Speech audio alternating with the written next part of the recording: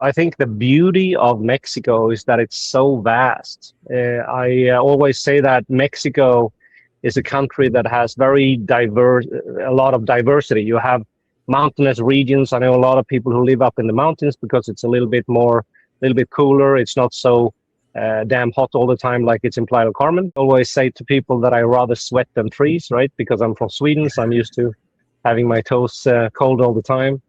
Right. But I think that's the beauty of Mexico in general, that you have big cities, small sleepy beach towns, you have mountainous regions, you have beaches, gorgeous beaches, white sandy beaches. Basically, here in Playa del Carmen, we're in the middle of the Caribbean. The peninsula stretches out into the middle of the Caribbean Ocean. So there's something for everybody. And I think the land mass of Mexico is basically a third of the United States. So it's a Yeah. vast country with It's 130 million huge. people. I mean, you've been traveling across Mexico, so you know exactly what I'm talking about. So tell me a little bit about Monterrey. And the reason I ask is I've never been there, but I was reading articles about cartels and stuff near the Texas border and and horror Yeah. stories about some of the towns there.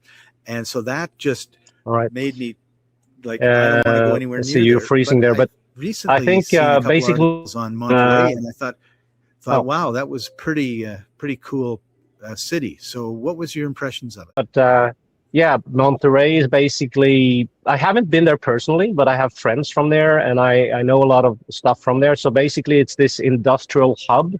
And there's a lot of international companies also that's setting up shop there. So there's a lot of big corporations coming in. It's basically the high tech sector of Mexico.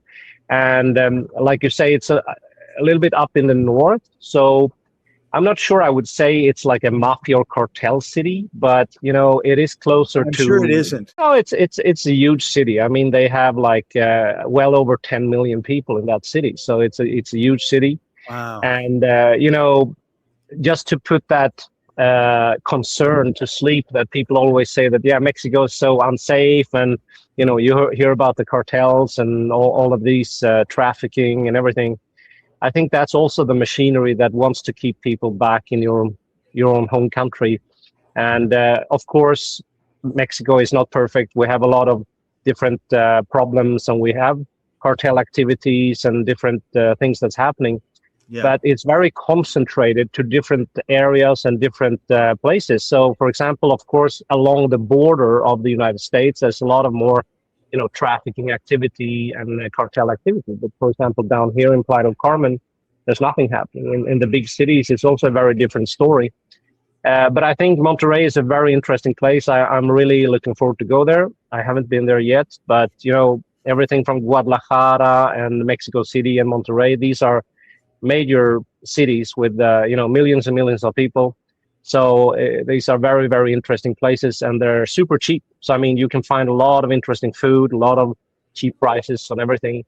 So it's definitely very interesting to explore. Yeah, that's one of the attractions of Mexico is the flies and the and the fact that it's far more expensive. Like I have some friends here in Ahiki, and they're down here, and they said, yeah, like we can retire in Mexico. We would have to continue working if we were in the States, where we were living before.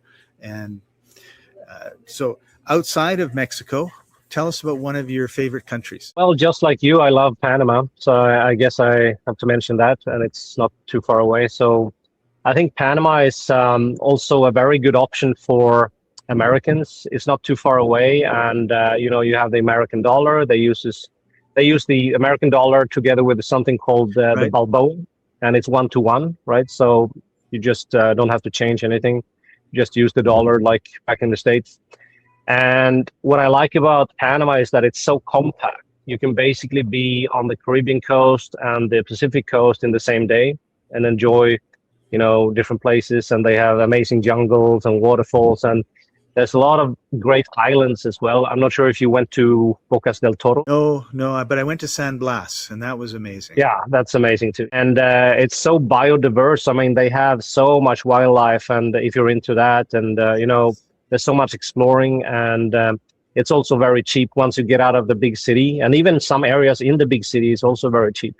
So I think Panama in general is a very interesting place. And We also help people get the residency there as well. So both in Mexico, Panama, Paraguay, countries like that.